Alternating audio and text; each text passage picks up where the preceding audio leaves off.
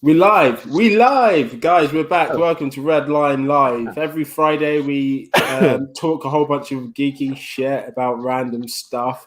And today we are talking. This week, how long is the series for Falcon Winter Soldier? 6 episodes. Six episodes, yeah.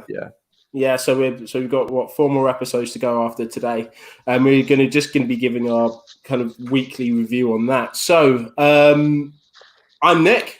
Thanks for tuning in. Fucking hell, brain fog. I'm joined as usual. I know, guys. Like, I've not even been drinking that much today. I've only had like 3 cans, and then a bit of cider, and then some whiskey, a bit of opium, cheeky lime. Yeah, mate. So you got inebriated before you got drunk. I got inebriated, exactly. Because this is how it has to be. Yeah, like fully. Yes, I'm Nick, and I'm joined as always by my 2 co-hosts. To over there, whatever that is, your screen right is Mike. Mike, what are you saying, bro? Not bad. I thought today's episode was going to be quite low-key, but after like the 30 seconds before we went live, I'm feeling I might get a bit wild towards the end. So, do you reckon? Yeah, I feel like it might. It's got legs on it. I think we've got an opportunity here to set real standards. Like Nick's gonna fall off his chair during the live. It's going to be great. Let's go. It's going to happen. It is going to be fun watching him go over the edge of that cliff. Like that is going to be incredible. Metaphorically speaking, obviously. Maybe I'm just going to get really, really quiet and just going to get my head up. Just really just watch like that. Yeah, just really antisocial. What does it all mean? Yeah, exactly. Why? Like, guys, I can't do this. We're 3 grown men watching like fucking superhero series, guys. I can't do this. I can't do it anymore. I don't even like gaming. That's a lie. Just gaming is awesome. And I'm also joined by the Budweiser sucking, by the coronavirus having, wow, by the earbud rocking, Mr. Talent himself. What are you saying, bro? Yeah, I'm good. I haven't still got corona. Like I've been vaccinated and everything. I'm good. No, you'll still be Rona boy. I'm just tired and feel a bit shit. My Rona. My Rona. My Rona. You're just tired. Why are you tired? It's work, mate. My energy levels have been low for the last few weeks. It's just constant looking at information on spreadsheets and really fucking boring, like compliance and regulation and just mind-numbing stuff that has got to be done, and I'll be glad when it's over because then I won't have to do it for another 12 months. But yeah, it's looking at a lot of paperwork and a lot of information, and it just fucking drains you. Fucking, you've lowered my energy. Like, yeah, I know. That's what I mean. I feel like, because that's exactly what it's like. Just the thought of doing it is killing, but then actually having to do it is just it's gross. But yeah, but it's Friday. It's Friday, innit? I've got beer. I'm awake. So yeah, exactly. let's do it. Let's have. You've watched Falcon Winter Soldier. Let's get straight into it, Alan. On that, come on, because you're on that train at the moment. Let's go. What are you doing? Right, how do you feel after watching the episode today? I was not a fan really for the most part of this episode. I don't know. I was saying last week's episode I really, really enjoyed, and then. But I was saying I wasn't looking forward to the episode because I didn't feel like I'd had a break to process like WandaVision to then get onto like a new show like you would normally have with a film. You'd normally have like 6-12 months before you got a new film. I didn't have that for this. It was like a couple of weeks, if that. So I wasn't that bothered, and I watched it and I enjoyed it. And then this week again, I was just like, even though I enjoyed last week, I was just like, I'm not asked. I'll watch it tomorrow or so. I wasn't like with WandaVision. I was watching it on my dinner. Like I was getting up in the morning. I wanted to start work late so that I could watch it when it drops at like 9 o'clock. With this one, I'm just like, I'll watch it like whenever before the next episode. Do you know what I mean? And then yes, Linda. Yes, Linda. I hope you're feeling well. Yeah, yeah, me too. Yeah, she's a bit under the weather, isn't she? Yeah, go on, mate. So I started watching it and it was okay, like, but I just felt it was a lot of it was just meh. Like it was like, oh, super soldiers, oh great, we've not done that before. Oh, new Captain America, they're trying to make us like, but we still don't. And then he's obviously he's new Captain America, so he's got to have a black best mate, and then like it was just a lot of stuff. I was like, really, surely it's better than this. Surely you've got with what we've seen in the films that you brought out. Surely there's better writing than this. It just felt very lazy. I said there was one or two scenes in it. The psychiatrist scene again was my favourite scene of the week, like it was last week. That whole dynamic between them and this weird kind of homoerotic vibe that they've got, even though they're both straight, and how they play off each other and wind each other up. But I really enjoyed that. And then the scene where Auntie Mackie gets he gets stopped by the police until they realise who he is. Like those two scenes within the episode, which totaled probably about 8 minutes, is about as good as it got. And then everything else was just meh for me.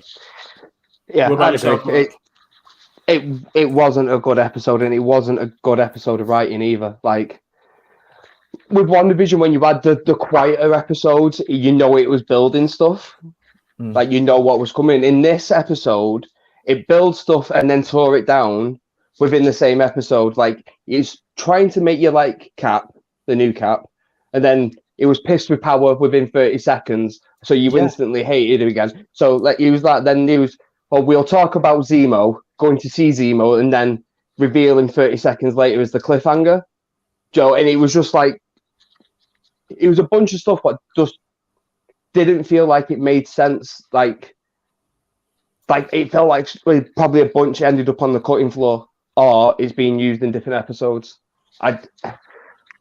I enjoyed moments of it really well, but like the super soldier stuff, we've seen it all before. I'm not really like asked about that. There's nothing exciting about that at this point. Like you're not even seeing that many great like Winter Soldier level fist fight, like fight scenes, Joe. When you saw Cap and Winter Soldier going at it, that stuff was shot incredibly. But this stuff just feels like a poor imitation of that at this point. Yeah, but again, very watered down. This. Yeah, but again, I don't know if, like with WandaVision, those first 2 episodes, it's purpose. Like it's because they're doubting themselves, and it's all about them not feeling like they are the person that Steve Rogers thought they were. And I think that's the stuff what's holding them back. So at the moment, I'm hoping it's that and not just bad writing or poor editing. But do you know what the thing is? I think you're right in a way, because we all know that these guys, you know, they have great writers working for them. You know what I mean? Let's face it, they do. And I think it's a bit of both. So I feel like, for me, I was very underwhelmed by this episode. In fact, I found a lot of stupid things that happened this episode that weren't kind of mistakes and things. Even when Bucky ran into the truck, and there was just another one behind him. The driver's just there. Yeah. You could clearly see him. And, you know, he's just decided to, I'm in. You know, but it was like, there's a guy, like, you can see the driver. Like, what the fuck's this guy doing? Like, he apparently is a super soldier, so you would imagine he'd be able to see that, like, quite well. But just any guy driving a truck would just see that there's a problem, radio, and then there's going to be this, you know, whether he didn't care, whether he didn't, I don't know, but I questioned that, and it took me out of it a little bit. And then she was like, "Oh no, I'm a super soldier," and kicks him into the other truck, which again, I couldn't even enjoy that because I was too busy going, that was fucking dumb. Like, why you go into the first truck, surely, and take out the driver there and then take out the next one? Like, he just ran straight in front of the guy. And I was just like, that was stupid. Here's my first conspiracy theory then. Hold on. And Falcon. Where the fuck was he? When you see Falcon, he's flying from like 30,000 feet or something. And he goes, yeah, I'm on my way. And I was like, you took off first. Where were you? Like, how come you were that high? What were you doing over there? Like, literally, he comes from miles away. I was like, bro, like, you know he's already in the truck that you're following. What are you doing over there? What? So, like, it was that. And then there was a couple of moments within the actual fight scene itself that I didn't get. But also, when it comes to their chemistry, it was weird. It was a bit awkward. So I could see what they wanted to do. For me, when they're counting all the soldiers and stuff, I was like, this is meant to be sarcasm, I guess, but it's not really landing any of this. I feel like it's forced. I feel like what they have naturally, I feel like it was lost to the script. And then they tried to just, they did some improvisation stuff. And then whoever wrote it was like, yeah, we're going to do that, but say it like this. And then it didn't feel real. It didn't feel like they were just, having a laugh. It just felt very scripted. And I was taken out of what their natural relationship is anyways, because they have that off cam. We've seen it. But it just felt a bit forced just in this moment, in this setting. And they're reunited for the first time. So I was expecting it to be better. Even just Bucky being there and seeing Falcon, I like the kind of the fact he went straight in with "why did you give it up" thing. I thought that could have been done like in a bar or something, just them to give it proper dialogue and just have these guys have a heart up, build up to the mission. You know what I mean? Where Falcon's like, I need to go, and he's like, what are you doing? He's got, I've got something I need to sort out, blah blah blah. And Winter Soldier works out and just meets him on the plane, and he's just there, and he goes, you're going to need help on this one or something. Just the fact that he was there, they had this kind of to and fro, and then he's like, I'm coming with you, and I was just like. I mean, I know that they need to be, but there's like, why? So you can talk about the shield, like, why? Like, I don't understand how you got from just wanting to be a complete loner to I'm now going to join you on this mission. Like, why? What's your purpose? You don't like him because he gave away the shield. So you're really annoyed with this guy at the moment. He's going to do a mission like he always does. What is your incentive to join him now? Like, I questioned a lot of it. And I don't feel like it flowed like properly. It's just those moments. That's like what the first kind of half of the show, and then everything else when they touched on the police stuff, that was really good. But it's always going to be really good because they're feeding into kind of real life issues, and I think it's quite refreshing to see that can happening to an Avenger, and then them going, oh, the police are like, oh yeah, I didn't really recognize you without your goggles, making a stupid fucking comment. It just makes it a little bit more insulting. Yeah. So that did kind of hit a little bit, And you're right, the new caps are like a fucking dick. But I think, like you're saying, they're trying to make him likable. So they're giving him like they've given him a. I don't know if she's black. Is she black? A mixed race girlfriend, maybe. She's darker skinned, yeah, definitely. I don't know if she's mixed race or Hispanic or what. Like we didn't see enough of her for me to be able to get. But she's definitely not white. She ain't white. Yeah. And a black mate. And I was just like, and this is the first thing I picked up on as well. I was like, why? Why is he now surrounded? I don't like. It's just, are we supposed to now like this guy? So maybe thinking it's not his decision to pick up the mantle, so he's not part of the problem. Because they're definitely delving on race here, and I don't feel like this is an accident. Who he surrounds himself with, even high fiving the march band guy, the black guy. Just a lot of things kind of point. I don't know where they're trying to steer us with this, but it's just a couple of things that I noticed. But it was a bit. I guess the word is uncomfortable. It was a bit uncomfortable to watch this one. I didn't feel like the chemistry was there between Falcon and Buck like it usually is. And the action scenes were quite stupid because these guys follow Cap, but they are still quite military minded, so they can still kind of, and especially Winter Soldier. So I was just like, when he did the truck thing, I was like, that was really stupid. That was like a really stupid thing to do. Like, why would you do that? It just doesn't make sense unless you're ready to fight. So there's just a few things, but I wasn't particularly impressed by this episode. So Zemo thing, I was underwhelmed. I knew he was coming. Yeah, I was like, why? Just why? Yeah. They just said his name. Just show him in the next episode. Like, I don't need to see him look up. Yeah. What the fuck's that? There's got some weird sixth sense that he knows someone's at the door now. Like, what is that? Yeah. Shut up. Yeah. Yeah, it's not like he's even revealed with his mask, like his hood on for the first time. No. It was just, and we've seen him with the mask, so we know he gets out. Hey, girl. Yeah. So do you know what I mean? We've seen him in all the trailers. So we know he gets out. Yeah. It was a bit disappointing, and the difference between this and WandaVision as well is WandaVision's 2 episodes were purposely set up to make you feel like this. This one, I feel like it's quite an obvious story, but I feel like the things that they were trying to do naturally, not even where the story's going, but just the things that they were just trying to do, they missed. So you don't kind of care about where the story's going. You think, what why is this happening? These guys seem really, really shit at the moment, actually. Like, they seem parodies of their own characters. Like we said before, it feels a bit watered down. Yeah, Bucky's like a full-on assassin and got his ass handed to him by some people that had just had the same super serum that he's got. So they're just as strong, but didn't necessarily come across as military guys. They didn't seem to be trained in any way, shape, or form. I felt like they were just random people that were just strong now. Yeah. And he got the fuck kicked out of him. Like he literally got nailed at every point on those two trucks, and then got saved by Falcon, who also got his ass handed to him. But you can kind of understand that because he's not a super soldier. So yeah, fair enough. Like that's okay. But was we supposed to care about Red Wing getting smashed in half? I forgot about that actually. Was that supposed to matter? Because it didn't. No, when he said, "I'm sorry about Red Wing," I was like, "Oh yeah." Yeah, it was like, "Oh yeah, they snapped that." Yeah. I think it's just there as an in joke to tie it to older properties when they've had the same conversations about it. Is literally there just for that plot device to say, "Hey, remember these old things we've been in, Joe, with the better Avengers." Yeah. That is literally what it was there for. Like, you can't say it's not. It's not. Like, why? Otherwise, why is it there? Like, it's only there to draw attention to the older. Yeah. Like, think more I think about this episode, the more he's. Yeah, I've not. Just all problems in it. So I was going to say as well, you got your first conspiracy theory. What was that? Well, the Flag Smashers and the new Cap are definitely all linked. Yeah, we can all say that. I feel like that's Yeah, I don't think it'd be too much of a twist if that was. Yeah, it's not too because of the blip and stuff like that, and that's when he's had his head turned, and then he's been able to get the serum out because they've been able to take it out of his blood or whatever. That was the first thing I thought. Like, either that or it's like a not shield, obviously. Sword, maybe not sword, but CIA.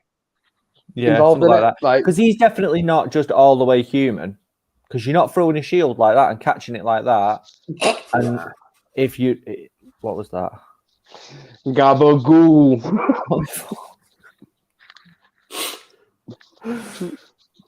Right. Okay. Don't worry.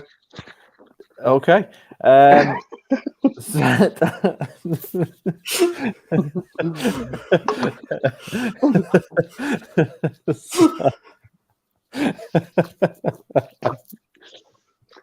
Gabagoo. You spent far too much time saying that last night. Anyway. Go on, finish your thought. So yeah, like he ain't just normal. He's not just normal soldier boy, is he? Like he's got cool.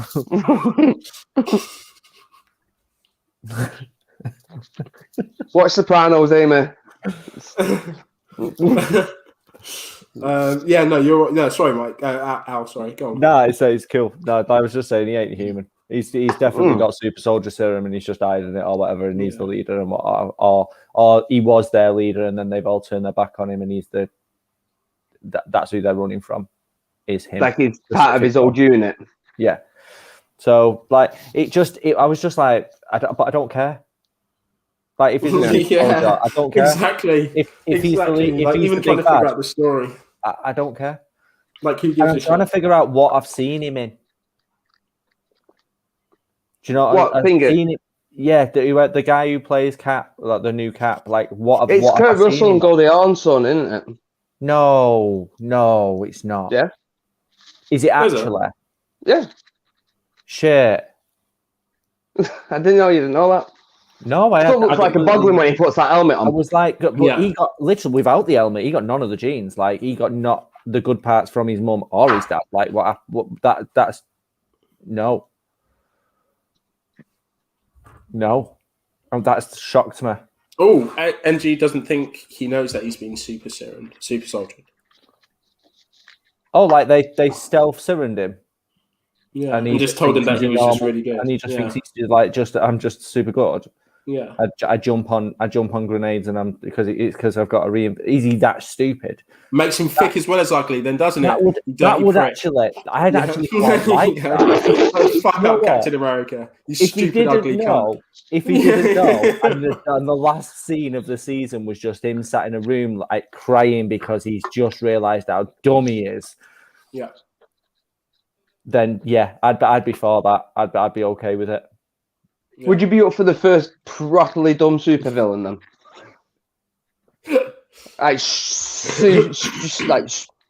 Worse than me, but with like super soldier strength. It'd just be dangerous, that wouldn't it? More just kind of Can you imagine how much you would drink with super soldier strength? But you can't get drunk on it, can you? Exactly. Like you already drink an amount of alcohol that put a normal person in the ground. So what would you drink as a super soldier? Like, would you? I've got it. Terps. Terps, ethanol, maybe even just straight petrol. There's got to be something what be able to like damage your liver a little bit, like if you drink enough of it. That's not the aim of drinking, Mike. The aim of drinking is not to damage your liver. The outcome, though, isn't it? That's why Mike does it. We don't just drink to destroy vital organs. Why do you drink, Mike? I thought it was just a race to the end. I thought that's why we was doing this. Like the end being death? Yeah. Duh.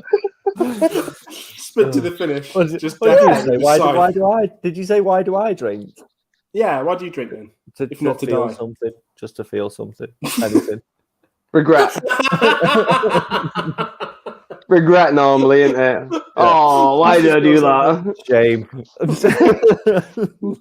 I get it. And then it said you would be cleaning out petrol stations. Facts, though. Facts. Global crisis. Hey, they'd find renewable energy quickly, though, wouldn't they?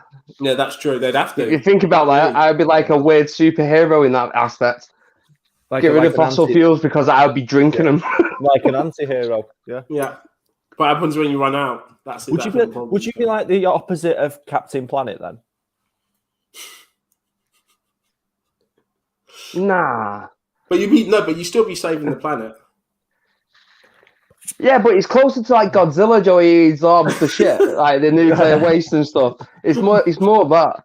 I would go more Godzilla than Captain Planet, but yeah, okay. I understand where you're going with that. I can't wait to see that. I really want to see that. Godzilla King Kong. I think I've tickled him. Seen that? Eagle man. I'll tell you one thing that I did like in this Falcon Winter Soldier was the scene where where they're on the trucks and the signs coming, and Falk looks back and he's like, "Oh, I'm going to be dead clever and I'm going to do a quick fly up and go over it," and the super soldier just smashes through it like it's nothing, just takes him out. And I was like, actually, that was pretty sick. Yeah, done. Yeah, that was good. Yeah, it was okay. I enjoyed that. So basically, when the heroes were getting beat down, we appreciate their moments and loved all of that. Like when they're getting the shit kicked out of them. Yeah, where Bucky almost gets his head crushed in by the tire. Yeah. Perfect. Well, that's what I was going. But back to because when Bucky jumped on the back of that truck and that guy seeing him, they must know that this was going to happen. They must have been planning. The more I think about it, the more none of that scene makes sense. Like why? Yeah, like you can literally see the driver behind them, and I'm just like, what? You're just going to stand there then? Like, you know what I mean? He's not even trying to hide. Obviously, they knew she was in the back of the van, so they was just like, whatever. We don't need to do anything. She'll sort that out. Or they was just like, well, we knew they were coming anyway because new Cap's like our busy mate or whatever. Do you know what I mean? Like it's any number of really shit reasons. Like none of them are really clever or good writing. Yeah. I did like the wizard and sorcerer comment, but I'm me, so that makes all the sense. Right? It was a bit of a back and forth that was enjoyable. A bit like that was the comedy that hit a bit better. Not great. Yeah, but it just didn't make sense tonally with the rest of what was going on around it, and I was just like, it just feels really weirdly wedged in. Like a lot of the comedy in this episode did. It was just like. I would have preferred them just to have a bit of a stand, like even just a really serious chat. Like I said, the bar thing, they'd have gone to a bar and just had a drink and just talked about the Shield bit, you know, just for maybe a couple of minutes screen time, you know, to the point where Falk leaves. What's the Winter Soldier going to drink at a bar? Right? What's the Winter Soldier going to drink at a bar? What did he drink? Did he not drink sake before? What did he drink? Yeah, but he's Super Soldier, so he's not going to get pissed, is he? Yeah, but he still drank, didn't he? He drank with the old guy. He drank. He drank Tigers. He drank with the girl as well, didn't he? When he went on a date with the bird. Yeah. She was like, "You can really drink," and he was like, "Yeah, I can't get drunk." Yeah. Like, drank loads. I'd quite happily see him sitting there just knocking back shots of vodka or sipping it from a glass like he's like, because he ain't bothered. I suppose Wolverine as well and everyone like that. Everyone what's got regeneration or powers or whatever can't really get pissed, so we shouldn't really be thinking about that. It's like thinking about the thing's cock or orange, right? And Rocky. Like, you don't really need to think about it to know about the character. Yeah. You don't understand what I was talking about, do you? No. I heard you say is the thing's cock all orange, but then I went, but is it made of? It's made of rocks, so like. Yeah, I was thinking you don't actually need to think about that anatomy to know everything about the thing. Like the Winter Soldier, you're thinking about we're overthinking the drinking. Well, I'm overthinking the drinking thing. I think. You're overthinking the thing's cock, definitely. Always. I want to know. Why did you go straight there? Because I mean, at least he's always hard. Mallrats is the first thing Stanley talks about in Mallrats. Oh right, the thing's cock. Yeah, with I need to watch that film again. I don't know why. It's Stan Lee talking about it. It always makes me chuckle. So it's fair. Fair enough. All right. So what did we rate? I don't know if we rated. Did we rate it last week? I think you gave it like a 7.5 or something like that, or an 8. Oh yeah, I gave it an 8, and Mike said he didn't want to go for 8. I went 7.5. 7.5 and 8. I think I went an 8. This week. I'm going. It's a hard 5. 5. Yeah. It was just bang average. Yeah. Yeah, I'm gonna go 4.5. It was quite low. Too tonally all over the place for me. Yeah. I was going to go for 6, but I don't know. I'm probably trying to give it like Red Lion security right there. Shout Scott. Yep. I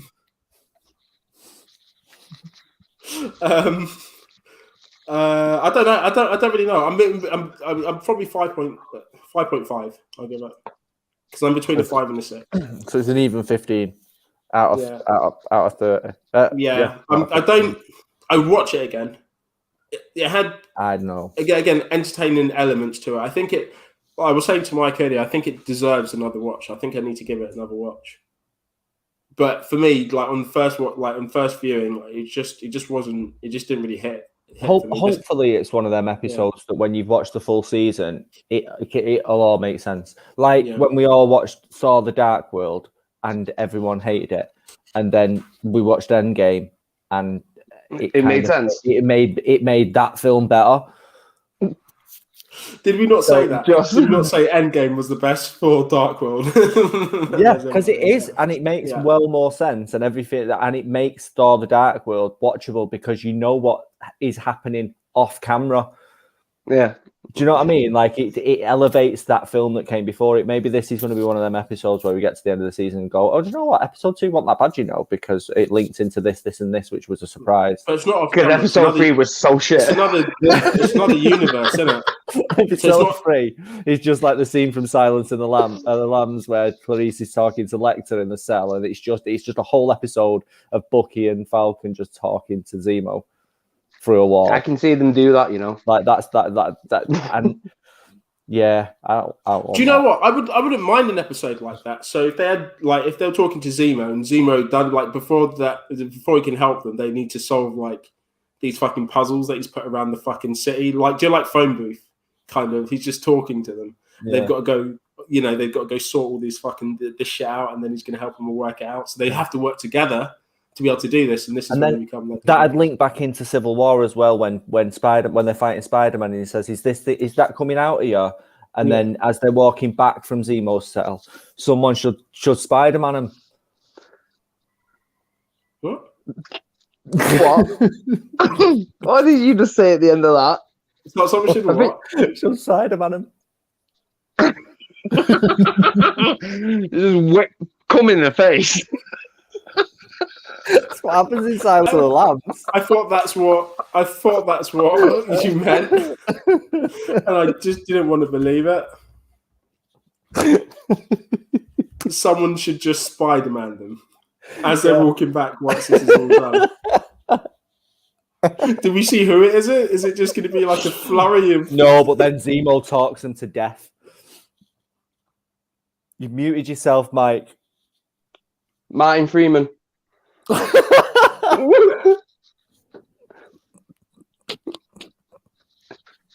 parting gift. So he just does that as they leave. Yeah.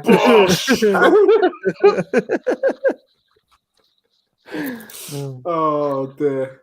This is what I need to get my energy levels up. Yeah, it's quite early in the show. We're only 30 minutes in. You need to pace yourself. We had a beer and a half.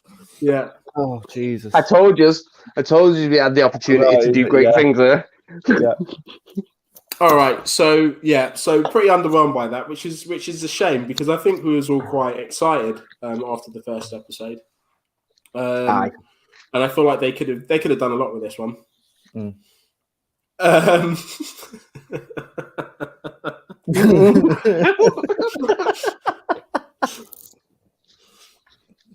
Yeah, welcome to the party. Jesus. Don't act like you've never done it. Don't sit there. On your lies. How do you time it right? How do you time it right? As they're walking down the street, you're just like, here we go. Come on.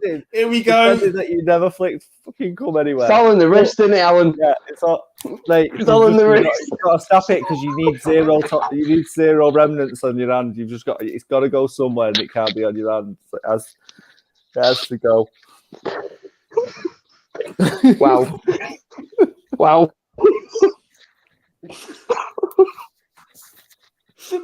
30 minutes in. 30 minutes. Oh, I'm sweating. Jesus Christ. No, you're not. No, you're not shocked. I'm disgusted. How dare you? My ears are not a toilet. Sorry, Linda. I'm sorry, Linda. I'm not sorry. You're not sorry. He's not, and he's going to get worse. That was a lie. That was a lie. This is literally, this is the bar quite low actually for us at the moment. So, yeah. Right. So yesterday, Mike and I watched. Are you still thinking about it, Alex? Yeah. Just chuckling to himself. He's laughing at his own jokes. He just sat there, just like just giggling to himself at the thought of flicking cum in someone's face.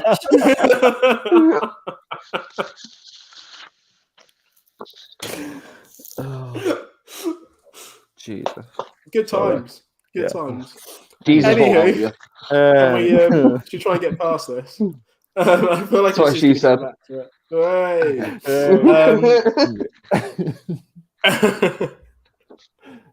Anyway. Facts. Yeah, Alan's done. Alan's a write-off. Sorry, yeah. What did you and Mike watch? I'm trying, Linda. Fuck me, I'm trying. You can't get past the old cum flick, I'm afraid. It's pretty difficult. Right. Last night, Mike and I watched Willy's Wonderland. Oh, it's your didn't. birthday, and we want you to have fun. Oh. It's your birthday, and we want you to have fun. Right. I've got one question. He's the greatest silent actor in the universe. Does he not have a line? Doesn't talk for the whole film. He does. Incredible. He does. When he was beating one of the puppet things, he goes, "Yeah." Oh, that's not talking. Yeah, that was him. That is absolutely incredible. People talked at him and he just blanked him and started cleaning. Yeah. Yeah, it was great. A1. So let's talk about the story. For the people that don't know, if you've ever seen Five Nights at Freddy's. Oh, fuck. Five Nights at Freddy's. That's the one. If you've ever seen that, then it's literally just like a really watered down, cheesy rip-off of that. It's just about this kind of fun adventure land.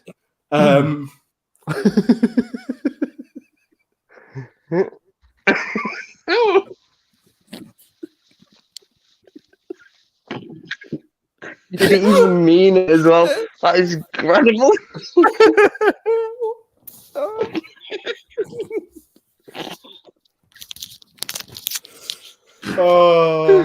We're not going to get past the cum flick. That's what this episode is going to be, man. Mike, what is it about? You tell us. What's it about? Well, animatronics weasel called Willy. He's possessed.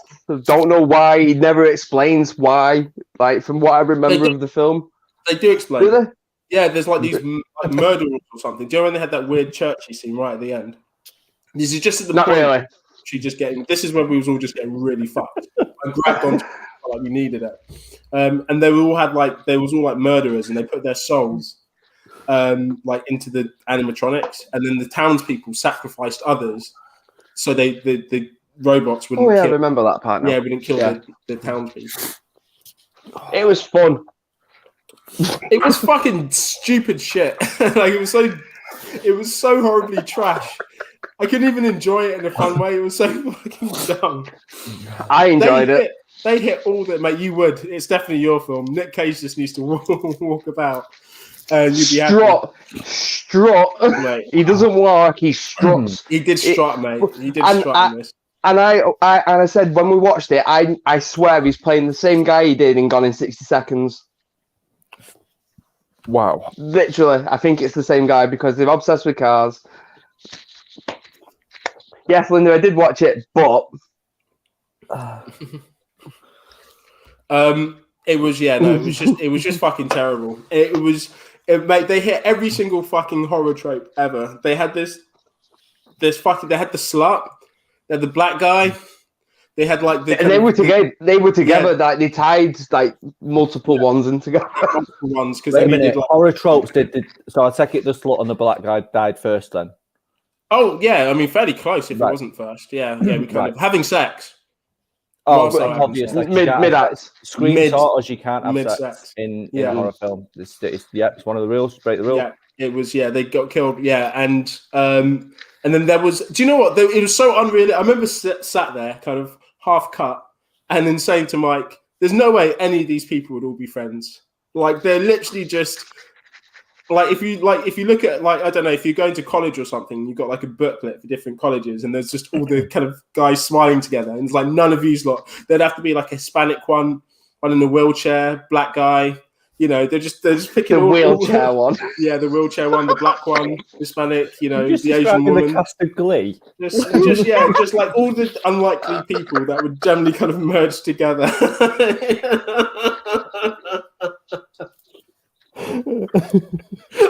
They were all in this film. And and it was just really, and it's just really bad, mate. It was just really terrible. Oh yeah, no, it's generally an awful film. But shocking. I enjoy terrible films, so I didn't even enjoy the fight scenes. It looked like he was just beating up guys in costumes. It looks like if you went to Disneyland, you saw the guy, and it looked like Nick Cage just sprinted across, rugby tackled Mickey Mouse, and just ripped his head open. It was like that.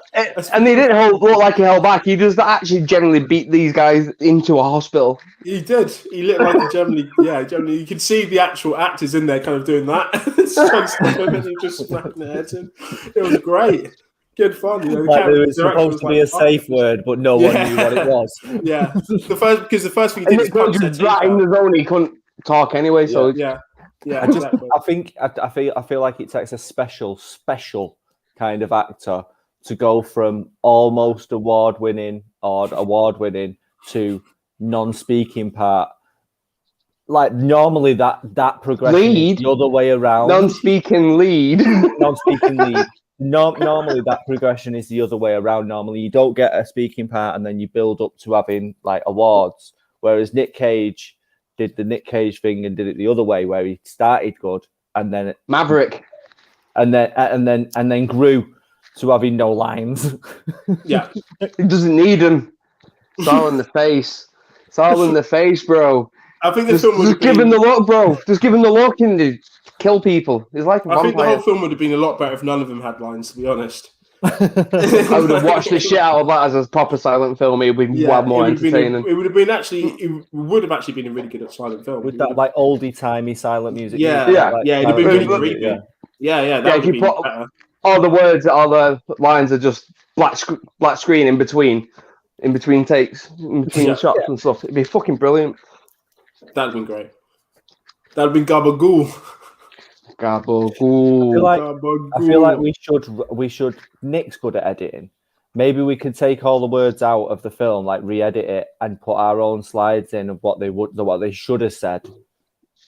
Or maybe just this is what take this all the film words is. out and just make it a film. Just do one 5-minute scene. That can't take us that long, right? We could spend a day doing a 5-minute scene of Five Nights at Freddy's the way it should have been. Surely. I like that you've come up with this, but you're the first person that's going to come up with an excuse why he's not to do it. I'm literally going to get everything planned out for it, and Alan's going to be like, "Oh, I'm in bed, you know." No, I have no skill set to bring to the table. I just had the idea. Like, you have to do the work. I'll write some things down of what they can say. Like, don't should be a CEO, you lad. Like, yeah, it sounds like you wrote this film. That's all they do, innit? Just have the ideas, not none of the work. That's all they do. That one goes, oh. No, I meant the CEO, that's all they do. They just have ideas, they don't do work. Oh, yeah. They still have ideas, though. Fuck. This was my idea. All right. We'll put that in the special Alan place, the Alan box. We'll just put a pin in that over here. Things we're never going to do. Ever. Yeah. Alan's special pile. Yeah, the special. Yeah, yes, we will do that, Alan. We'll get right to that.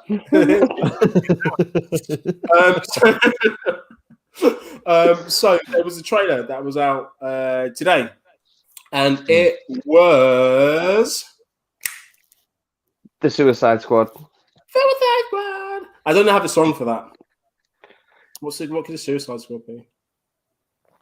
You're the one who thinks of the theme tunes, sings the theme tunes. Yeah. No point asking us. You at the crossroads. Like Blazing Squad, Suicide. Did Blazing Squad do Crossroads? I didn't even know that was a Blazing Squad. I don't know if it is. Fuck me. Right, anyways. I'm going to be buzzing, though, if you've just sang... If you've just sang a Blazing Squad song, or he has sang a Blazing Squad song, something like an N-Dub song, and thought it was Blazing Squad, that'd be even funnier. It could be either. It could be either. That was definitely a Blazing Squad song, weren't it? Mate, I don't know. It must be. Number one fan over there. Thought he's from the ends because he liked Blazing Squad. That's how I'm from the ends. That's how you knew, like, you're from the end. Is that how you knew? Because you love Blazing Squad. You knew. I knew I was from the ends. Yeah, I really like this trailer. That's Bone Thugs and Harmony. Yeah, they covered it. Yeah, they covered it, yeah. Linda's pissed. Linda, I'm as confused as you, mate. I don't know. I'm drinking fruit salad and vodka at the moment. Okay. I don't know why I thought I'd tell you that. But like them fruit salad chews you used to get? Yeah, it's meant to taste like that.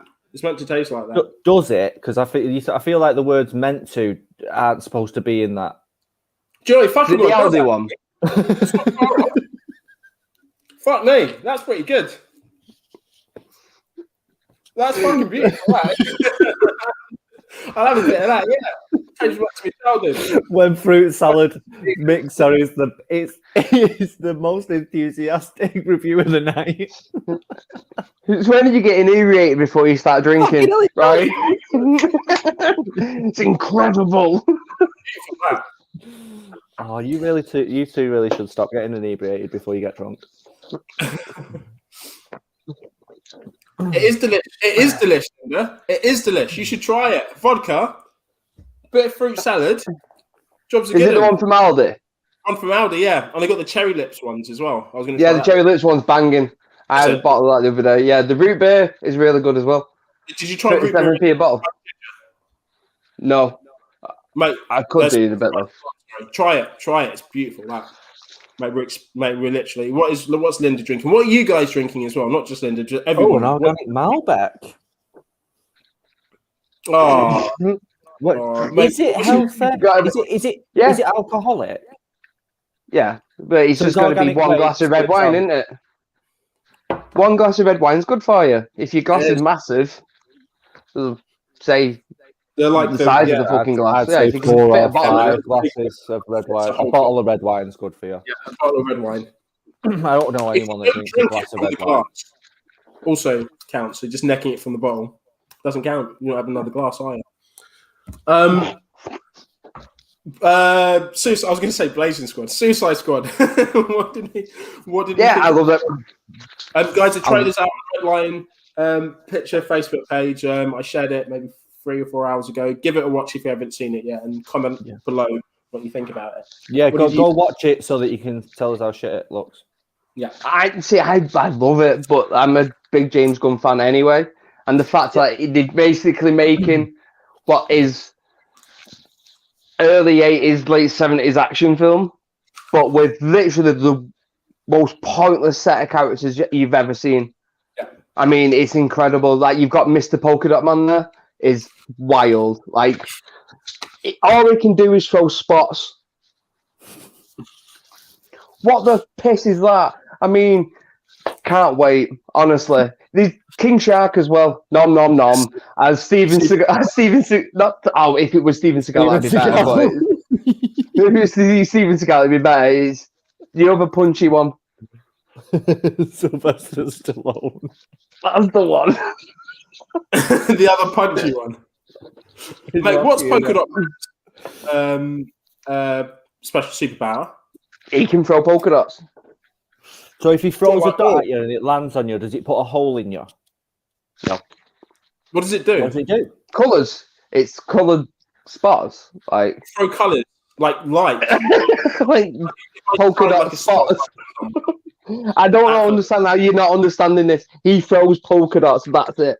I don't know how that's a superpower. I could do that. Not. That's why he's fucking biro. But that's why it's not. That's why it's going to be funny. It's the only reason he's there. Like power, like what polka dots? They need to manifest into something. Just colours, brown colours. Yeah, basically. Right. Wow. That'd be interesting to see what they do with that. That's kind of why I want to watch the film. John Cena looks incredible in it. No, he doesn't. He does. No, he doesn't. His speech about eating a whole beach of dicks is going to go down in cinema history as one of the greatest speeches in wartime history. Perfect. I'm not going to lie. He's pattern, and then he's like... I did like that how dumb he was like, if there was a whole beach of dicks and would save the planet, I would eat all of those dicks. And I was like, oh, no.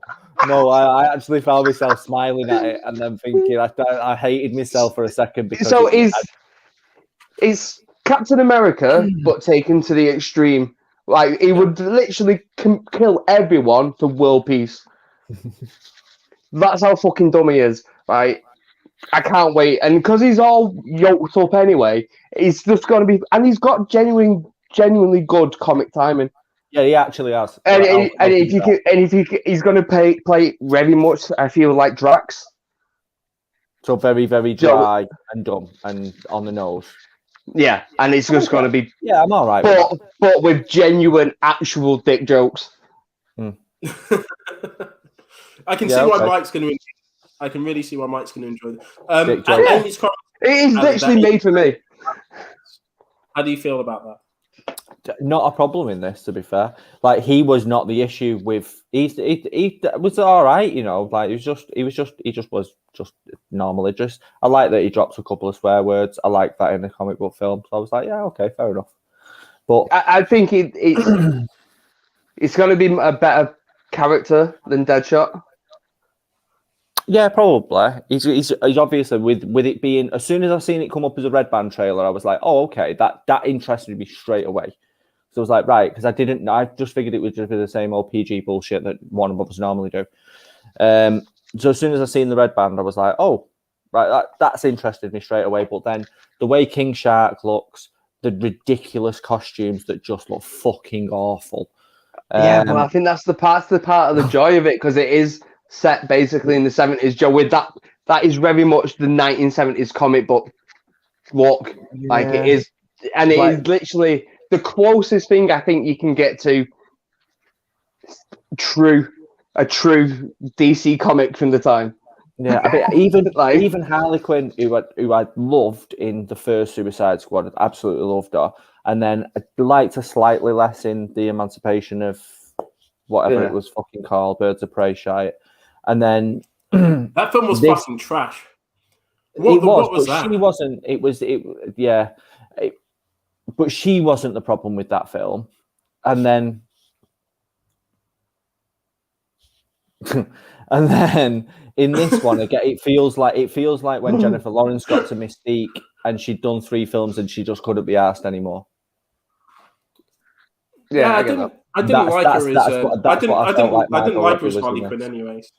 I didn't like her as Harley Quinn. No, I really liked her in the first one. No, it's just I don't know. It just didn't feel like Harley Quinn. I feel like she was someone pretending to be Harley Quinn. To be honest, I think the animations have got it.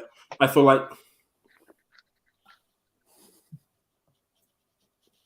What? We should get back to your insecurities about Idris Elba and you stumbling your words. Let's talk about that for a second. I've got absolutely your general hatred for him. No, I feel like the animation Harley Quinn's got it a lot right. Her mannerisms, her personality. It's just she's just mental. She's just fucking crazy. I feel like she's just trying. I don't know. I'm just not buying it really. I don't get it. I don't rate it. Birds of Prey was shit. I did like her little comedy bit in the end. When she said why they were going to kill him. Yeah, that was all right. I thought that was quite funny. I did quite like that. I was like, yeah, that's okay. It looks fun. Agreed. I think I think they should. But Snyder has kind of turned our heads the other way. I think on that a little bit. But I think mostly they should with some characters or just get them right. But I think it looks good. I think it'll be entertaining. It'll be definitely like a beer film. Yeah, it feels like a change for Warner Brothers not to be chicken shit about stuff. Yeah, as well. And I think because it is James Gunn, he's got history and credit with older content and younger content and mixing the two. I think they've got the right director with the right set of characters to bring his comedy out.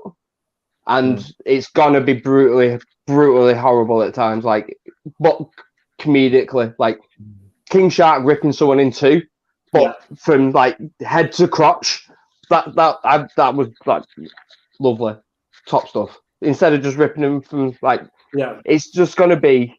It was over the top. It's just gonna be over the top. It's just gonna be. They got the light Guardians. That looked beautiful. This is going to be a different level of crazy. It's just going. But is it going to be too? Is it going to be too over the top? No, because you can't be with Suicide Squad. Think about it. You've got a polka dot man there. You've got King Shark. Like already. You can't go too far with them characters. It's literally set up to be as stupid and comic book as you can be. You can throw anything at the wall with this, and it should work. Because you can't go wrong by murdering a bunch of bad guys. You should say that on both sides as well. That if they do this poorly, then do we accept that DC should leave it? No, I'll be asking for the James Gunn cut. The day after. The day after it drops, I'll be asking for the Gunn cut. And I don't care. And I trust James Gunn to that much. Yeah. Fuck it. You'll start the hashtag. Get it ready, Mike. It's gonna be Restore the Gun. No, I can't. No, that's a bit weird. Restore the Gun Club. Can't do that. I'll have to rethink it. Yeah. I can see no repercussions coming from that. Yeah, exactly. It looks good. It looks like it will be fun. I think it'll be fun. I think, like Mike said, it'll be stupid fun. I think we'd have to look past the fact that it's not going to be like a proper, it's not going to be like a Marvel film. It's not going to give you the feels, and you're not going to get amazing action sequences. But you are just going to get a lot of gory, swearing, over the top explosions and bloody fun. So I'm up for that. I don't mind that. As long as it's better than Willy's Wonderland, that was not gory fun. It was stupid. The disrespect. Gabagoo. All right. So that was the trailer.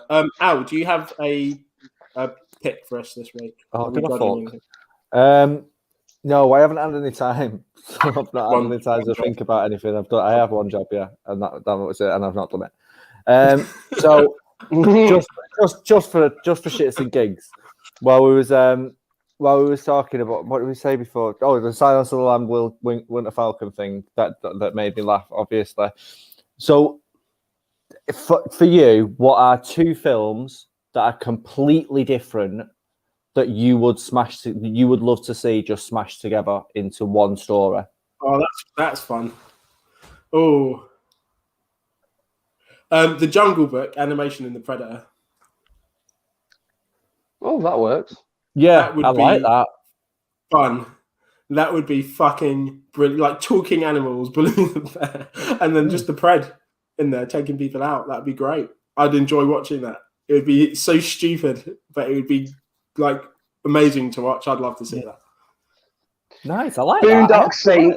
Yeah, I really like that one. Boondock Saints and The Punisher. There you go. Just have a big anti-hero massacre like Chicago or something. It'd be brilliant. It's been all that action film. Yeah. It's been all that action film. What about yourself, Al? Apart from the one that you came up with earlier. Finding Nemo and the Lovely Bones. The fuck? No. What? So one about a fish trying to find his dad in the ocean, another one about a child getting raped and killed. Yeah. Together. Well, if you think about it, so what I was going to do... Would it be with mermaids? No. So it'd still be with fish. I'm out. I'm out.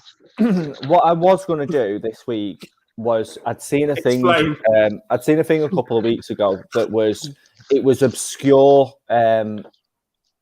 like movie credits. So it basically had a synopsis of a film, but it was weird, and then you had to figure out what film it was.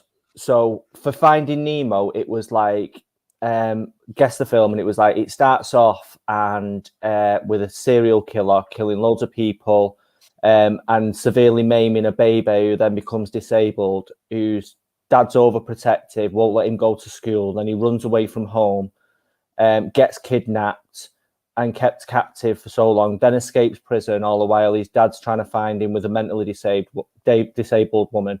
And it described Nemo from like a totally different point, which made it sound like a completely fucked up story. So that's what I was going to do this week. I was going to read out sort of film synopsises to you that are completely weird, and see if you could like figure out what film it was. So I go Finding Nemo, because they're not too when you read that synopsis, they're not too dissimilar stories. They are like Nemo's pretty dark. How would it fucking hell? How would it merge together? The rape thing, maybe not, but like instead of Nemo just running away, like he's actually kidnapped, and the whole story is told from the fact that he's dead, and his dad's still looking for him. Just a horrible, sad, tragic movie there. So it's just no hope in there. It's just no. Who needs hope? No one. No one needs that. Well, your film sent me well under.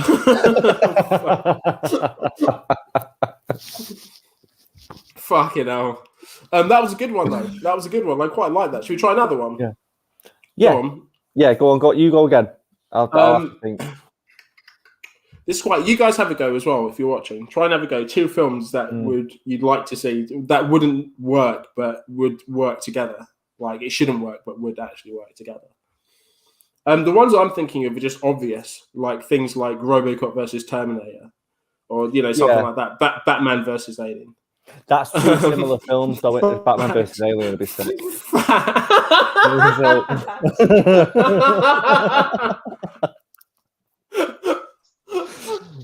Please get that tattooed on you, Alan. Who needs hope?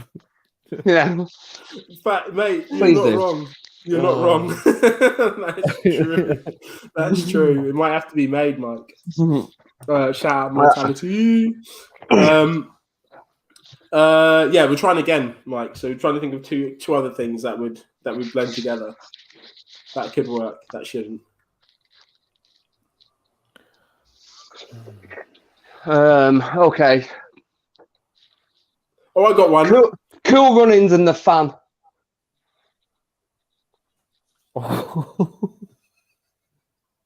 Yeah? Get it? Wesley Snipes is trying to kill John Candy because he's a really big fan of his bobsleigh team.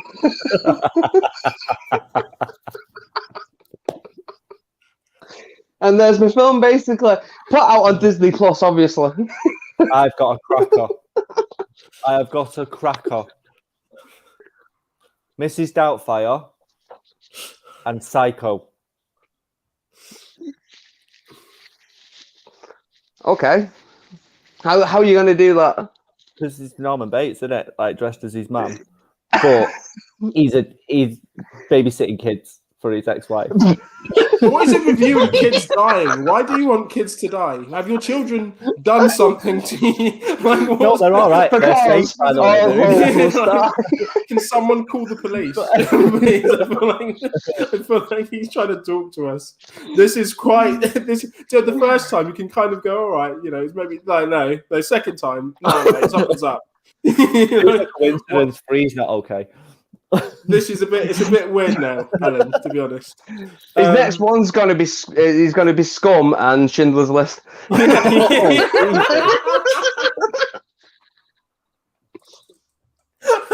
Just saying. God. Just saying. I can read his mind. Oh yeah, I had one. A Clockwork Orange and Child's Play.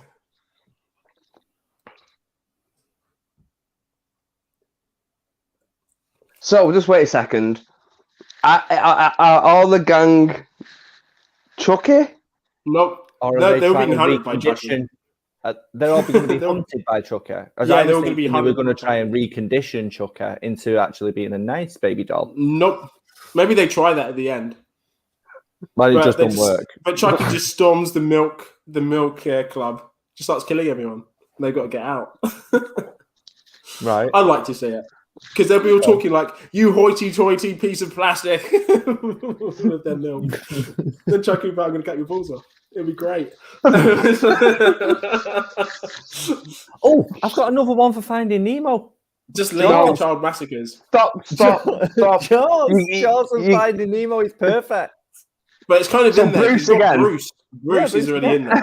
He's already got like a little cameo, but it's just fish out friends. They are food, and then it's like it's a whole hour and a half of him just nom. Yeah, like, he even voiced it by himself. That's just alone if you want. Steven Seagal can have that one. He looks like a Bruce if I've ever seen one. What's your favourite Steven Seagal film? Oh. Under Siege, but I do really have a really soft spot for Under Siege 2 as well, because it's just I was going to say the speed version of it. Right, what can we do? Stick him on something that's moving. Yeah. A train. It's so ridiculous. But yeah, Under Siege is surely his best film. I can't see anyone saying anything else. I was thinking Under Siege, and I was thinking which one. I don't know, man. They're all kind of the same. Do you remember any of his other films, though? What's the only the ones when they've definitely got a stunt double in, and then they've just CGI'd his fat bloated head on someone who's just stacks and cut. It's really funny, but I never know what they're actually called. But that's basically all his work from '98 till now. Yeah. I'm trying to think of the titles for them. They're all stupid names like really Death Be the Fire or something. Like, stupid. Yeah, just like something fucking stupid. I'm harder than you. Yeah, exactly. Yeah. I'm harder than you too. Electric Boogaloo. He's when he teaches people to dance.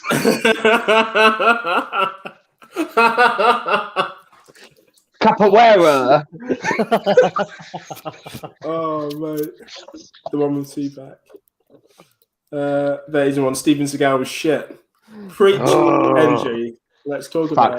To be honest. He really is. From Snowpiercer. Yeah, well, how? Like, just I guess just a murder on Snowpiercer. Carrie and Mean Girls. Yeah, that would work. It's quite similar, though, anyway. Yeah, but because I want to see Regina George not hit by a bus but set on fire. Okay. Just violence against women now. Jesus. No, she was fun. What about Home Alone and Ju-on? Oh, that could work. That would be fun. So hang on a minute. How did I get loads of shit for killing a kid? You just killed Kevin. He beats her. He beats her with like fucking. He beats a ghost up. Yeah. Right, she starts crawling down the stairs. A little girl starts crawling down the stairs, and he has cans of paint that just smack her in the head. Slips on some micro machines at the end of the stairs. And puts it. It's all like the little fucking all the decorations. So just crashing crawls out of the telly, and there's just loads of baubles all. That's the ring. That's the ring. Oh, is that not what that Ju-on is? No. What's that? No, that's the Grudge. Ah, right. Okay. Fair play. Yeah. It could be fun. That Smokey and the Bandit and Christine would be good. Yeah, I agree, Vicky. Yeah. Oh yeah, and G agrees as well. Yeah. What's that G said? Carrie and A Night at the Museum. It's one way to go with it. House of Wax and A Night at the Museum. Yeah, because they're both terrible. I get you. Yeah. It's just bad. Awful. A Night in Museum and what's that Nicolas Cage one? National Treasure. That I'd watch the shit out of that. He breaks into the museum to find a treasure. To ride a woolly mammoth. He breaks into the museum because he's found all of the treasures and given them to the museum, so he breaks back in to take them back. To give them back? That's like gone in 60 seconds. Yeah. That's 3 films. Starring the main man. I'm sorry, Nick. That's all you want to see. You just want to see Nick Cage. After Winter Wonderland, like, you still have faith. He was the best part of that film, in fairness. He was the best bit of the film. He's pretty much fucking the, like, ping pong table. The silent guy that beats people up was the best part of that film. Okay, last one. Indiana Jones and Alien. Oh, I'd watch that. Yeah, that'd be fun. Yeah, I would watch that.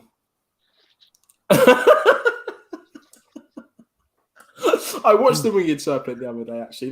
That's a really fun film. It feels so B-movie, doesn't it? But it's like done in this. I love how Vicky added the word pet. How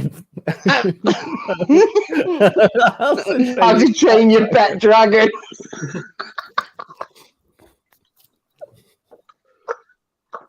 The secret life about. Because you don't want one of those wild dragons. You need a pet one. No, it's got to be a pet dragon. It's got to be a pet dragon. So Victor said the fugitive ex-runaway jury. The jury is literally being chased for the whole movie, and then she just laughed hysterically, which is great. Okay, right. Let's move away from this because I feel like it's going to get pretty dark. Really good suggestions. Alan, we need to have a word after this. We'll have a word about your suggestions after this. It's Mike, great stuff. I promise. I think hopefully someone's called the police. All right. So, Mike. Please don't. Yeah. Rock stars who've died, who are now actors. Who faked the death. Who are not? Yeah. People So we've done Jim Morrison and Trevor. Is that right? Yeah. And then River Phoenix and Adam Rickett. I was still laughing on Sunday.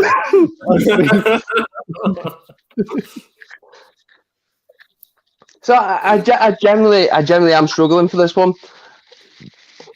Oh God. Give me a dead guy. I've worked from there. Give you a dead guy. A dead comedian? Tommy Cooper. Anything. Tommy Cooper. Fuck me.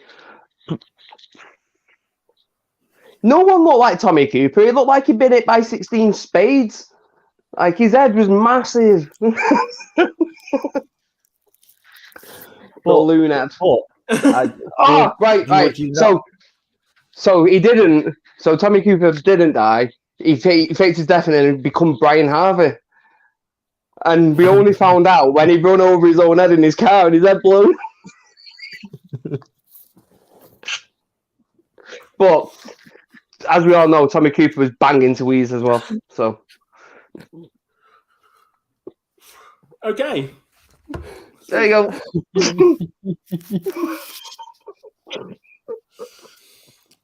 So, thanks again for that, Mike. I don't know why I feel like they're just going to get worse.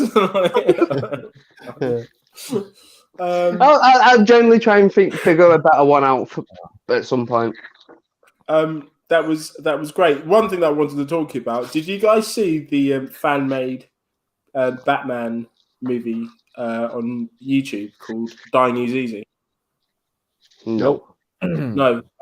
Check it out, guys, because it is pretty fucking awesome.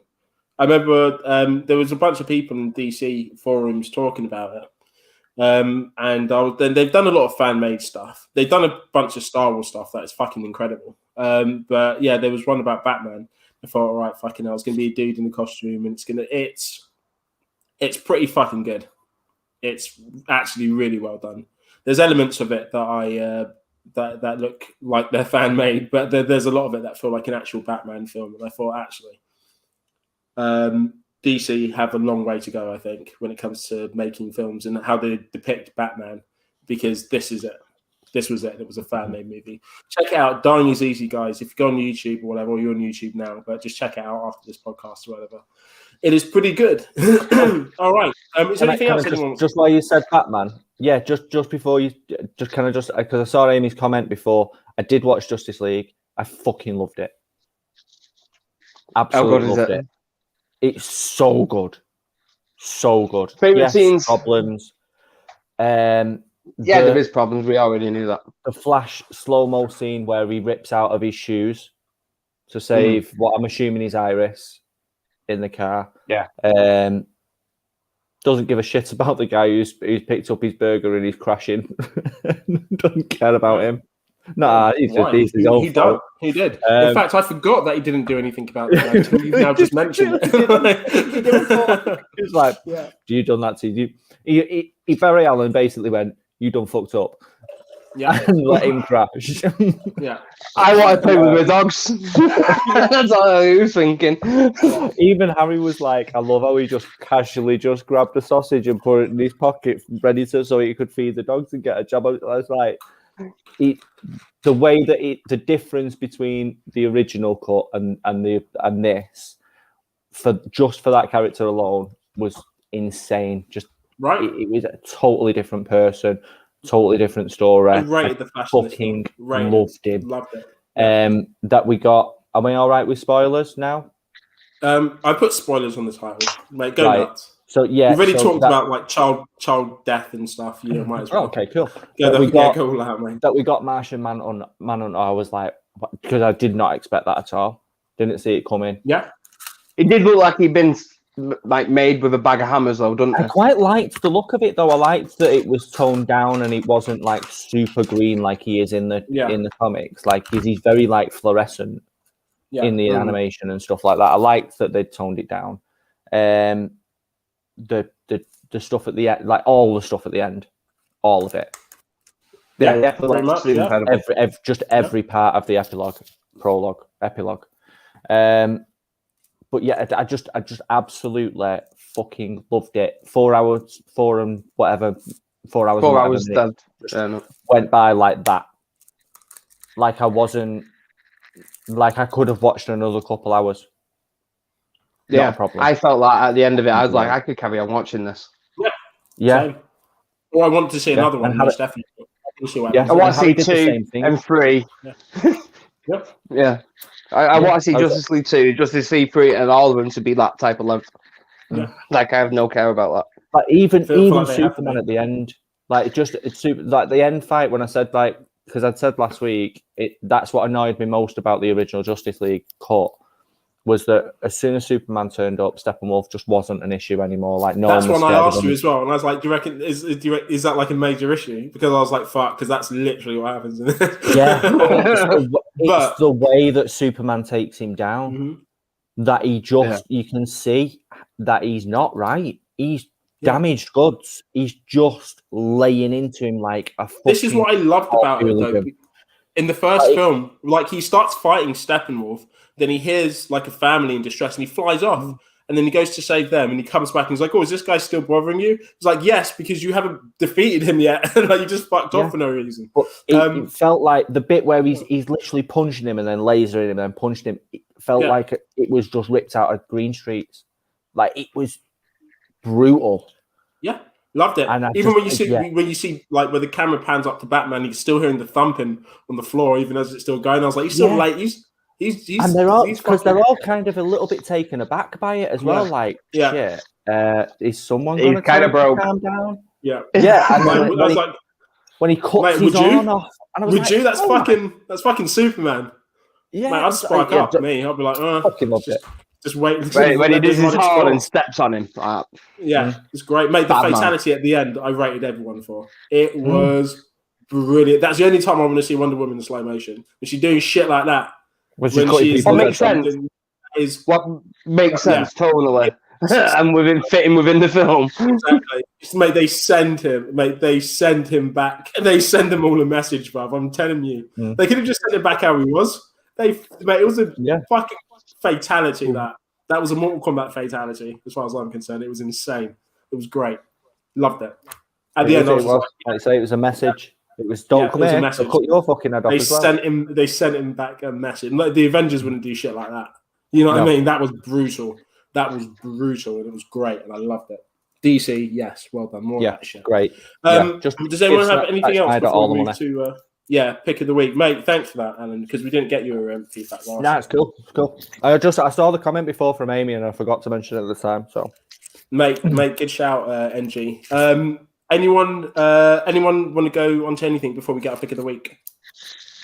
Nah. It's been a bit of a quick episode. This usually, I feel like because we peaked quite early, it feels like we've gone kind of like full charge. Story of my life. That everything really quick. Peaked early. About 6. We have to tone it down. All right. Pick of the week.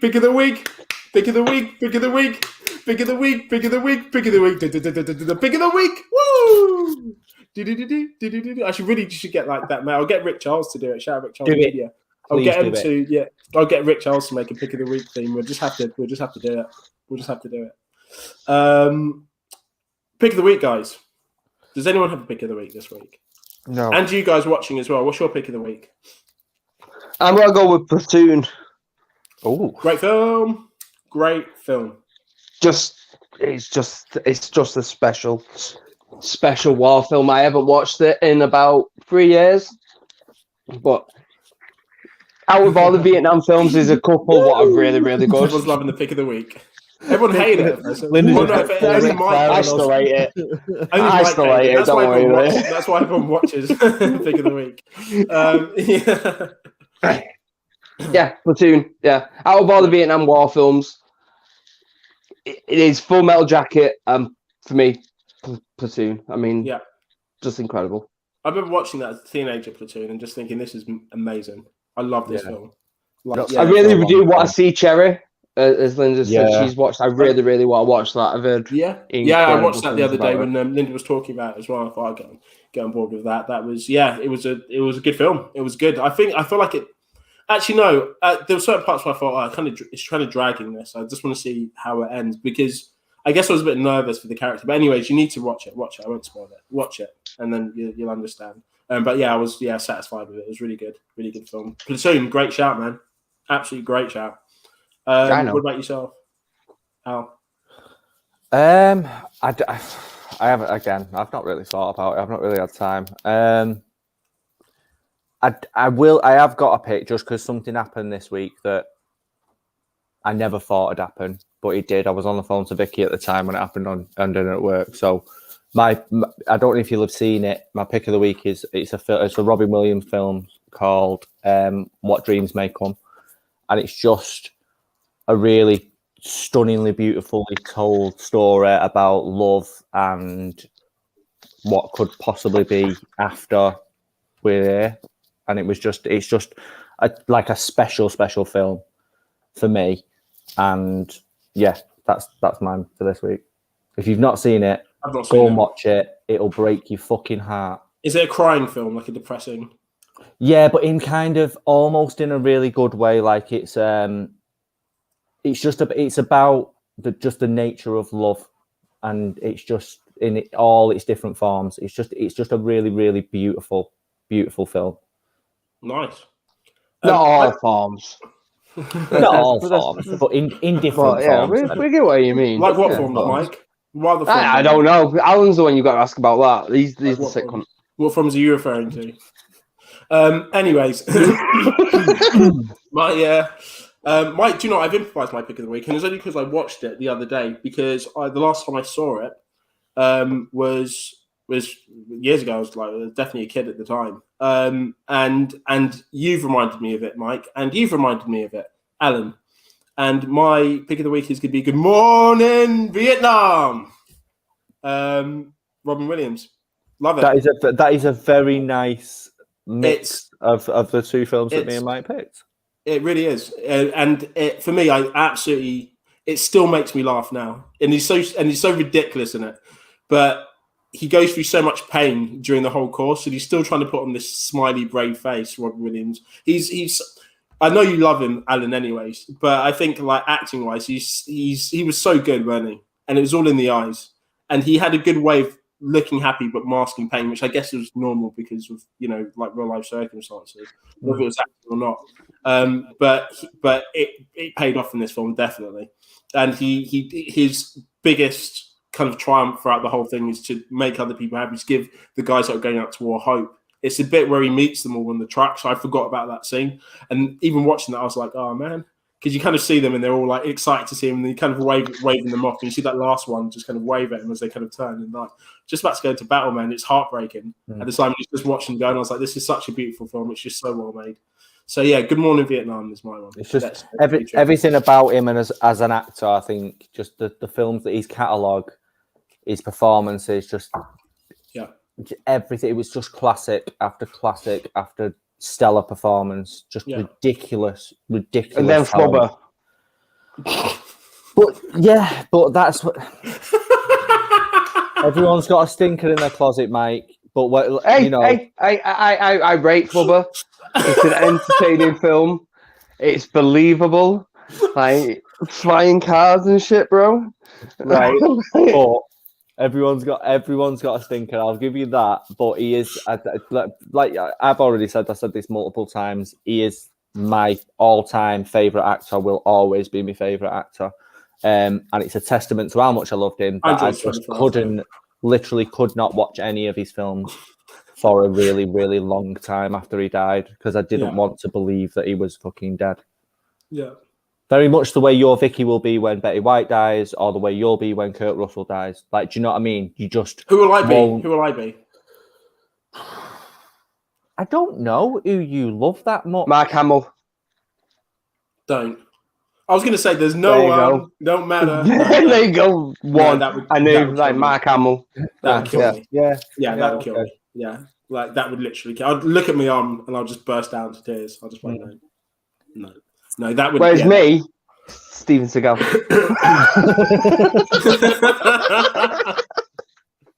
Do you know who I'd be really upset if they died? And I think it's getting quite close. I'm going to forget his name now. David Jason. That would kill me. Yeah, that would kill me. I'd be absolutely wounded. Yeah. There was he did a news report the other day, and it popped up on like a Only Fools and Horses chat or something on Facebook. And it was just his face on like the BBC News, and I literally dropped my phone. I was like, "No!" And I picked up and it says, "Yes, David Jason does news interview," and I was like, literally, I was like, "Fucking hell, mate!" It's horrible. No, I think there's a few people, man. It's sad, anyways, and I think it more kind of speaks out to whether you like him or not, to their families and the people that grieve for him. So that's why I try and put as much kind of respects and stuff on Red Line Pictures. as possible. I watch Mork and Mindy over and over. I also struggle watching Robin Williams movies still. I don't think we've actually watched one, me and Vicky together since. I honestly can't remember us sitting down and going. It's not something I feel with. It's not something I feel with all actors. Like Robin Williams was a big one. Alan Rickman took me a while. Anton Yelchin, I was really sad about, and he hadn't been in that many films, but he just made Odd Thomas, which was a Dean Koontz book, and then died. And I really wanted to see that film, but then just couldn't watch it. I've not been able to watch 21 Bridges yet, with Chadwick Boseman in. I've not been able to watch anything with him in yet. I know, I really want to see it, and I really wanted to watch it. And he's in the Five Bloods as well. Like he's in that as well. And I really wanted to see that, and I've just not been able to get to it yet, just because I don't want to kind of acknowledge that he's like then just not here anymore. Yeah. It takes me a really long time to get over it. It elevates the kind of the final battle scene in Endgame when he walks through the portal, like things like that. Where you see him with the light behind him, like I remember watching that the last time. I was like, oh man, you know what I mean? Yeah, damn. I've not watched it again yet. I can't. Yeah. I just can't. Yeah, I don't think I've ever felt overly emotional That's about hilarious, that sign, that scene right in the beginning with Robin Williams, isn't it? When he has the cameo. Yeah. Yeah, I don't know if I've actually been about for that many people, Joe, what I'm really, really bothered about, Joe, when they pass. Yeah. But because like when people do pass, I usually go and try and watch the stuff. Like when Anthony Bourdain passed, like me and Vicky were quite upset about that. Yeah, when he passed. But I was up for watching his in that day. You know, I could put any of no reservations or even any of his like 4 decent shows what he put out. Like I could have watched any of them the next day. But Vicky can't. I don't know what it is. I don't know if I'll ever have that type of emotion where I won't watch stuff. Everyone deals with things differently, though, don't they? So for you, that's like a kind of like an honour thing. Like I'll remember you by watching your stuff and enjoy what you did when you was here, sort of thing. Whereas I'm just like, I just don't want to think about it for a while. I can't comprehend. Like it's bad enough for me as a fan. So what is that family going through? Do you know? So I just can't cope with it. That's about as empathetic as I get in normal real life. I don't give a fuck about people. But when it comes, like when it's made that much of an impact on my life, and it becomes part of who you are. Selfishly, because it's because those actors are such a huge, because of the amount that I watch films and how much I love films and how invested I get. They're such a huge part of my life. So it genuinely like properly affects me.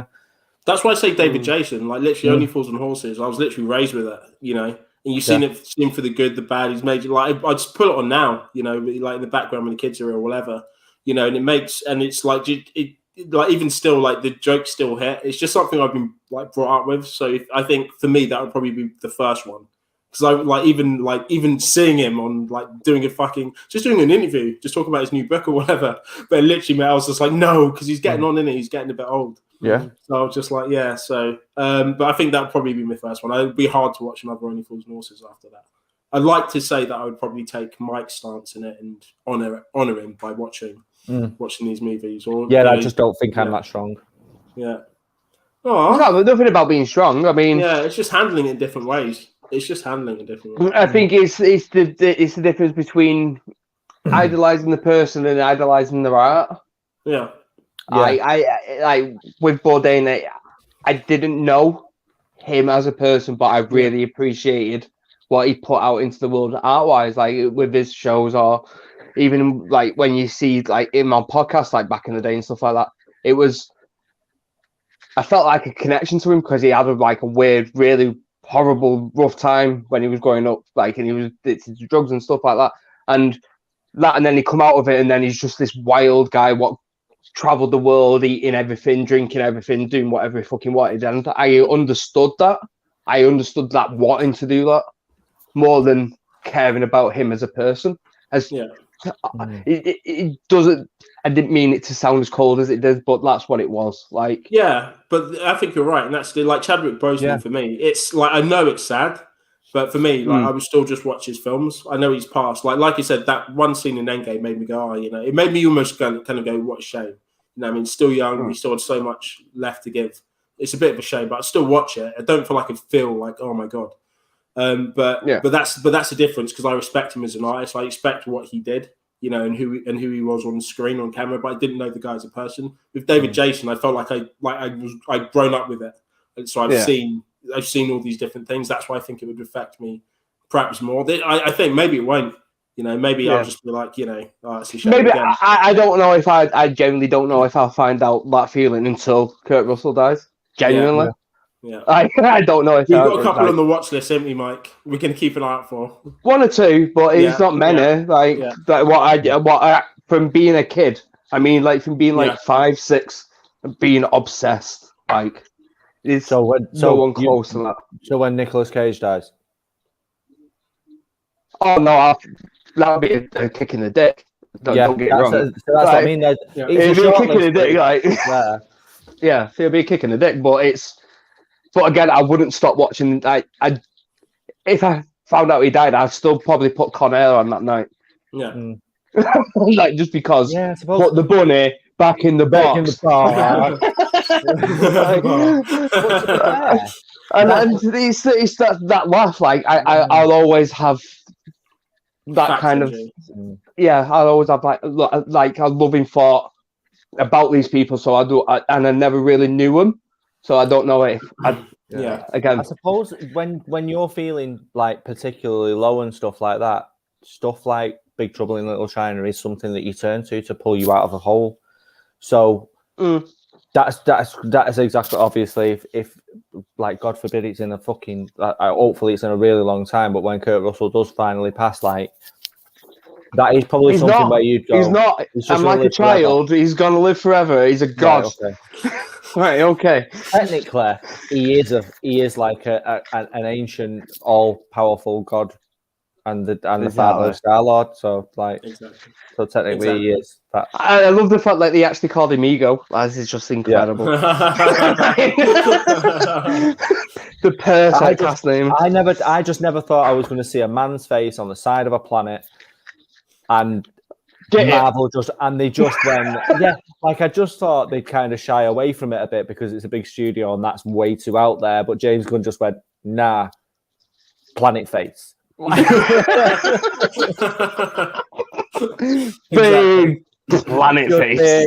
Big old planet face. Yeah. You want planet face? Planet face. All right, guys, let's wrap it up. An hour and a half. I think that's good enough. I think we're good. Guys, thank you so much for tuning in. I did a couple of shout outs, Jerome, but just shout out to talk about it next. We've got the Taint special next Friday after the Red Lion picture live as well. So we're going to get pretty drunk, I reckon. Pretty drunk. I might have been paid by then, so I'm going to get really drunk. That's what I was thinking as well. So I'm thinking next week, right? I feel like not on this, but on Tane, there definitely needs to be shots involved, because at some point, if Linda, I know she's poorly, but if she's feeling up to it and she wants to maybe get some questions or something where we need to take shots or something, not interfering in the way you produce that show at all, because it's always great, but I just want to get fucking wankered. And if not, we'll just take shots. Yeah, and if not, like if you can't be bothered, or you don't want to, or I'll just drink. I'm fine with it. Heavily. Yeah. Yeah, good stuff. Okay, and it's Good Friday as well, so maybe Easter themed as well. Something. I don't know. We'll figure out something. Yeah, anything. Yeah. So, anyways, So, shout out to Talk About Network, Pod of Mercy as well. Sarcasm City, Mortality. Shout out Premier Battles as well. Looking forward to the next live Undisclosed. That's going to be. It's actually run by Stro this year. So get your tickets. If you haven't bought tickets yet, make sure you get your tickets because they're almost out, I think, now. So it's going to be good. It's going to be nice to be around people, potentially, which will be quite interesting. And also the Anarchy tournament as well, which is going to be fucking insane. Who have I missed? Who have I said? You already did Rick Charles a bit earlier, but you can give him another one if you want. But that's about it, isn't it? Yeah. pretty much covered all the bases there. Yeah. Oh yeah, Mike. Yeah, Mike's meant to be what's politicking you off? Yeah. Mike was amazing on that. Everyone was great. Like everyone, like Linda, you were sensational as you always were. But Mike, like it was weird to see Mike like sober and serious. And it was great. Intelligent. And intelligent. Sober, serious, and intelligent. That's like three words I never thought I'd say about Mike. Yeah, exactly. I had to turn it off halfway through. I was like, no, too weird. Too weird for me. Not T-shirts say, not my mic. Not my mic. Not my mic.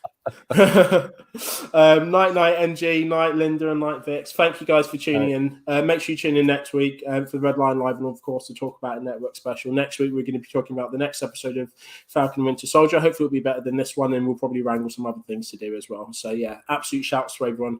Thank you for tuning in. Thank you for getting drunk with us. Peace. Bye.